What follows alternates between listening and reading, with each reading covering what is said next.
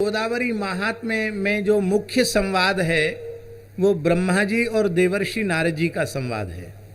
देवर्षि नारद जी गोदावरी महात्म्य का प्रश्न श्री अपने पिता सृष्टिकर्ता श्री ब्रह्मा जी से कर रहे हैं और ब्रह्मा जी उसका उत्तर दे रहे हैं।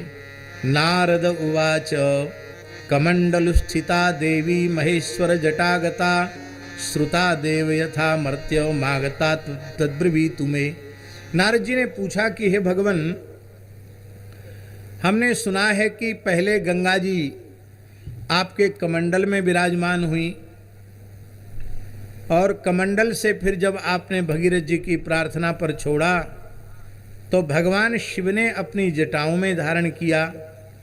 वो जटाओं में जो विराजमान गंगा जी हैं वो इस मृत्युलोक में किस प्रकार से आईं, इसका कृपा पूर्वक आप वर्णन कीजिए।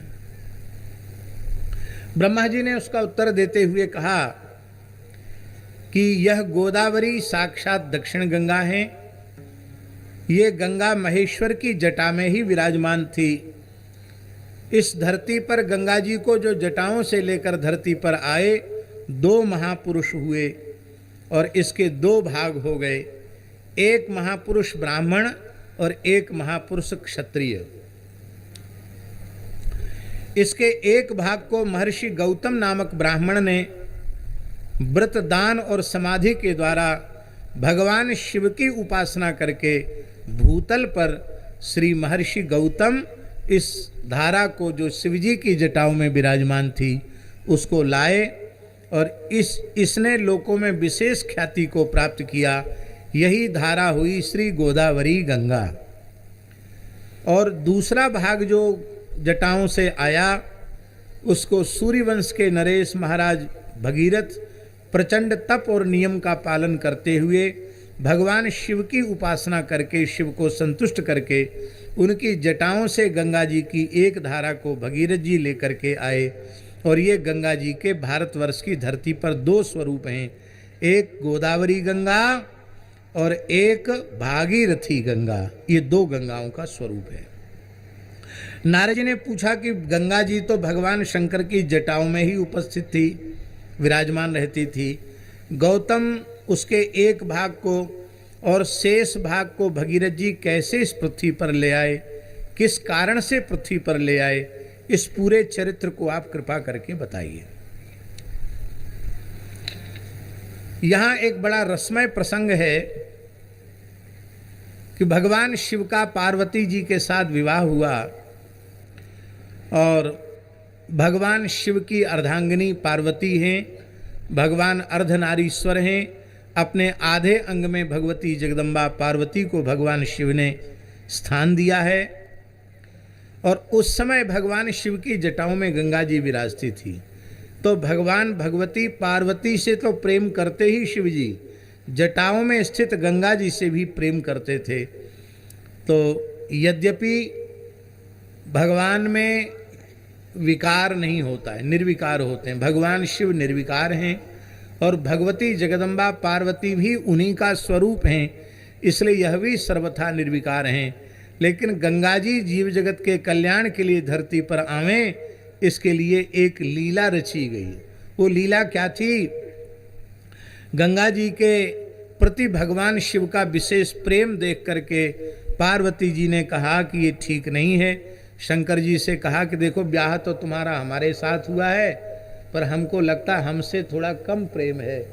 आपकी जटाओं में जो गंगा जी विराजती उनसे प्रेम ज़्यादा है। यद्यपि गंगा भी मेरी बहन ही है। क्यों है बहन जानते हैं? हिमालय की पुत्री पार्वती और हिमालय से उत्पन्न हुई गंगा, इसलिए इस हिमालय के संबंध से मेरी बहन ही है। लेकिन बहन है तो बहन बन के रहें, हमारी सौत क्यों बनना चाहती हैं? इतना आप इनके ऊपर आसक्त क्यों हैं? तो भगवान शंकर मुस्कुरा देते, कुछ बोलते नहीं। तब भगवती पार्वती ने यह विचार किया कि अब जटाओं में ही रहना गंगा जी का श्रेयस्कर नहीं है, ये अब धरती पर आवें जिससे प्रेम केवल शिव जी का मेरी ओर ही सर्वाधिक प्रेम हो जाए। एक प्रेम का सिद्धांत है, प्रेमी अपने प्रेमास्पद से कुछ नहीं चाहता है, पर यह जरूर चाहता कि इसका पूरा पूरा प्रेम मुझे ही प्राप्त हो। ये संसार में भी ऐसा ही है और सब जगह प्रेम का सिद्धांत यही है। तो पार्वती जी को उदास देख करके कार्तिकेय जी ने, गणेश जी ने और पार्वती जी की प्रिय सखी जया ने, तीनों ने पूछा कि माता जी आप इस समय कुछ उदास सी रहती हैं, क्या बात है?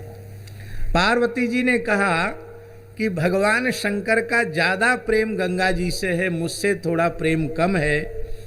तो तुम सत्पुत्र हो, और जया से कहा तुम मेरी सखी हो, तो तुम्हारा कर्तव्य यही है, तुम चिंता का कारण पूछ रही हो, तो उसका निवारण कर सको तो मैं कारण बताऊं। कहा हम अवश्य निवारण करेंगे। तब कहा कि जो जटाओं में स्थित गंगा जी हैं उनसे शिव जी का विशेष प्रेम है, इनको किसी प्रकार से तुम भूतल पर भेजो। सबने निश्चय कर लिया और कहा कि बिल्कुल ठीक है। पार्वती वाच न देवैर्नासुरैर् यक्षैर्न सिद्धैर्भवतापि च न राजभिरन्यथैर्वा रन्यथान्यैर्वा न गंगाम त्यजति प्रभु। भगवान शंकर देवता, असुर, यक्ष, सिद्ध कोई कुछ भी कहे, गंगा जी का त्याग भगवान शिव नहीं कर सकते हैं। इसलिए गंगा जी को कैसे भी करके और तुम हिमालय के माध्यम से पृथ्वी पर ले आओ। ऐसा कहकर ब्रह्मा जी ये कथा श्री नारद जी को सुना रहे हैं। श्री ब्रह्मा जी ने कहा कि उस समय श्री गणेश जी, कार्तिकेय जी और पार्वती जी की सखी जया, ये तीनों आकर के धरती पर विचरण करने लगी।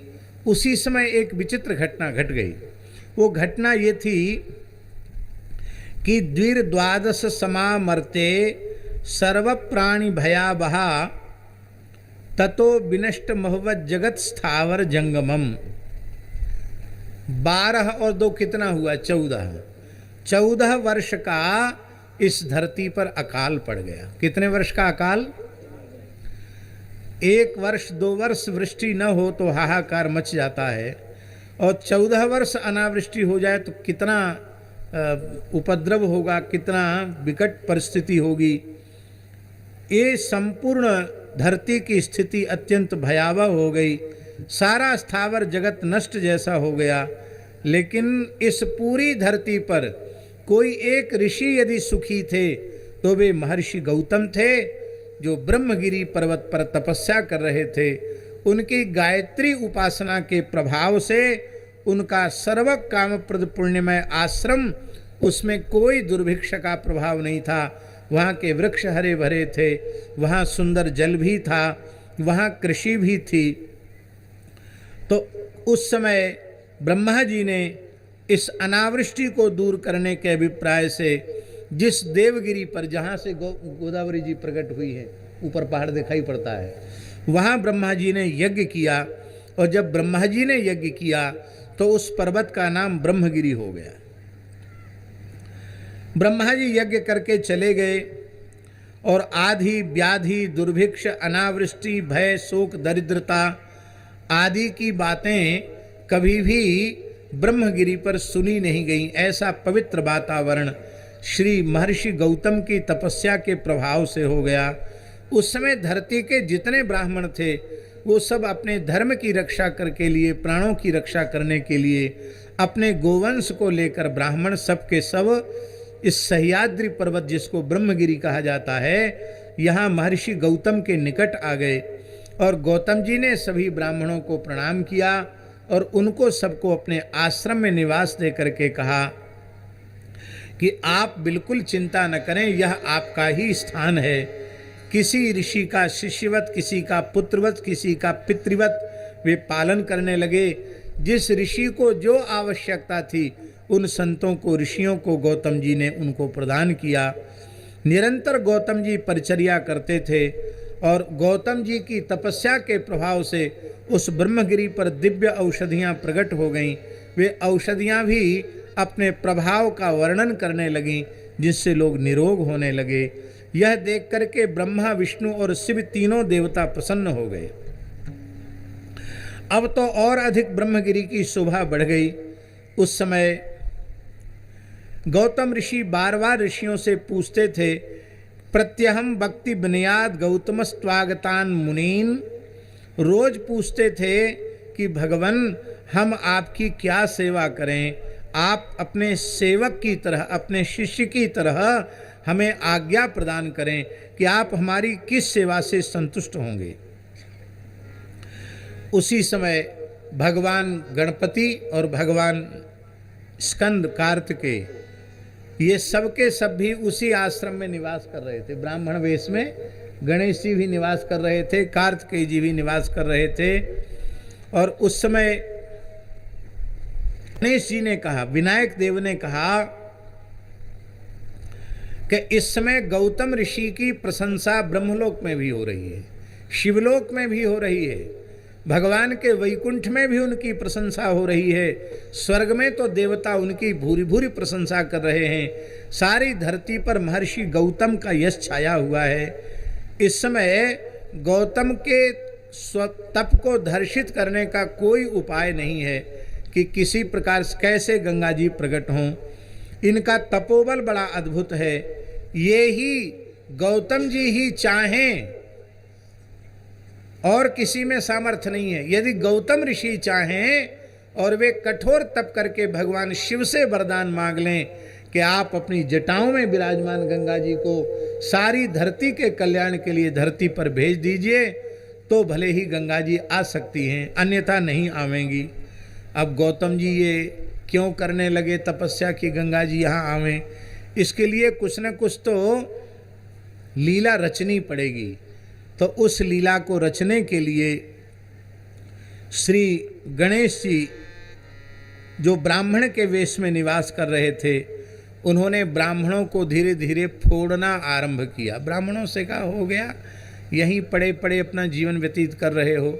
अरे जननी जन्मभूमिश्च स्वर्गादपि गरीयसी, कोई राजस्थान के हो तो राजस्थान में जाओ, हिमालय के हो तो उत्तराखंड में जाओ, निमिपाल देश के हो तो वहाँ जाओ, सब के सब अपना दंड कमंडल लेके यहाँ आ गए, जाओ अपने अपने स्थानों को लौट के जाओ। तब वे ब्राह्मण कहने लगे कि हमारे प्राण गौतम ऋषि के अन्न से बचे हैं, ये मेरे धर्म पिता हैं, ये हमारे गुरु हैं, ये हमारे रक्षक हैं, हम इनको त्याग कर कहीं नहीं जा सकते।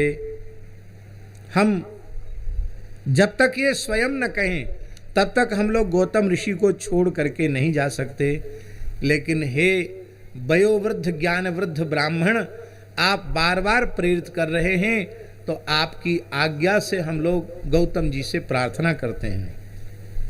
गौतम जी से प्रार्थना किया कि भगवान अब तो अकाल समाप्त हो गया है, बढ़िया वर्षा हो गई सब जगह, तो अब आप अपने अपने आश्रमों में हमको जाने की आज्ञा प्रदान कर दीजिए। इतना सुनते ही गौतम जी रोने लग गए और उन्होंने कहा, युष्मत् चरण शुश्रूषाम करोमि मुनि पुंग्रवाह, हे महर्षियों, मैं आपके चरण कमलों की सेवा करूँगा। लगता है हमारी सेवा में कहीं न कहीं कोई चूक हो गई है, इस कारण से आप उनको छोड़ करके यहाँ से जाना चाहते हैं। हे भगवान, आप जाएं अपने घर तो तब जब इसे आप अपना आश्रम न मानते हो। जब यह आपका ही आश्रम है तो आप अपने आश्रम को छोड़कर कहाँ जाना चाहते हैं? इदमेवाश्रमम पुण्यम सर्वेशामिति मे मति। हमारा विचार तो यह है कि आप सबका ही आश्रम है, मैं तो कुछ नहीं हूँ यहाँ का, सर्वे सर्वा तो आप ही हैं।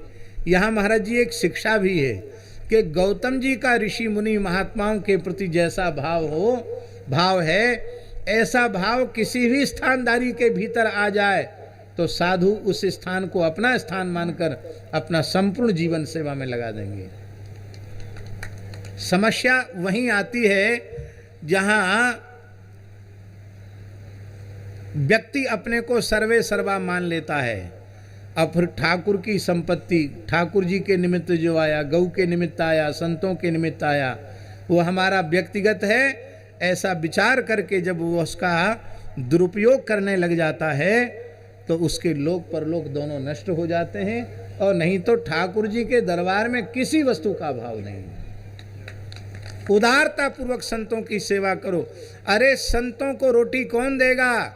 संतों की कृपा से हम लोगों को रोटी मिल रही है, ये भाव। तो गौतम जी ने कहा कि जरूर मेरी सेवा में कोई न कोई चूक हो गई है, इसलिए आप लोग आश्रम छोड़कर जाना चाहते हैं। ब्राह्मण उनको रोते हुए देखकर बोले कि अब हम कहीं नहीं जाएंगे। गणेश जी बोले, लो साहब, इतना इनको धीरे धीरे धीरे धीरे एकांत में, कुछ आजकल की भाषा में कहते हैं ना ब्रेन बास, ब्रेन बास करके इनको धीरे धीरे सबको तैयार किया था, और तो बाबा जी रोने लग गए, रोते रोते सबको रोक लिया। अब क्या किया जाए? अब ये ब्राह्मण तो राजी नहीं होंगे, तो ब्राह्मण को कोई कारण बना के यहाँ से निकालने का प्रयत्न किया जाए। ऐसा कह करके गणेश जी और कार्तिकेय जी ने सबने मिलकर के विचार किया कि अब क्या करना चाहिए। तब गणेश जी ने पार्वती जी की सखी जया से कहा, अब एक ही उपाय है। क्या? हे मेरी माता पार्वती की प्रिय सखी जया, आप अत्यंत कृश दुर्बल गाय के रूप में महर्षि गौतम के पास जाइए और गौतम जी का जो साली नामक धान्य है, धान के खेत में घुस करके उसको खाइए। गौतम जी कुछ बोलेंगे नहीं, फिर कुछ खेत को उजाड़िए, अपने खुरों से पैरों से कुचलिए, नष्ट भ्रष्ट कीजिए, और जब जैसे ही गौतम हुंकार करें तो तुम मरने का नाटक करना। मरना तो है नहीं, मरने का नाटक पूरा करना है। तुरंत चारों खाने चित्त हो जाना, लुढ़क जाना।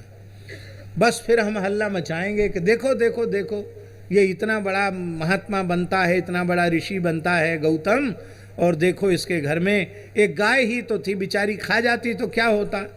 बताओ, गाय को मार दिया, गाय को मार दिया, और गाय को मार दिया, ये हल्ला मचेगा तो ब्राह्मण कहेंगे अब हम यहाँ एक दिन भी नहीं रुक सकते, क्योंकि जहाँ कोई पाप हो जाए वहाँ रहने से फिर जब तप आदि का पुण्य नहीं मिलता है।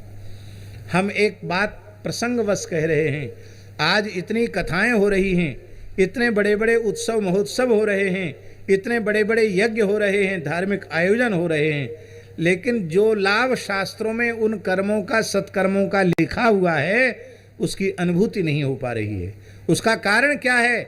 उसका कारण है भारतवर्ष की धरती पर गायों का रक्त गिर रहा है। तो गोवंश का तिरस्कार, गो हत्या का यह दुष्परिणाम है।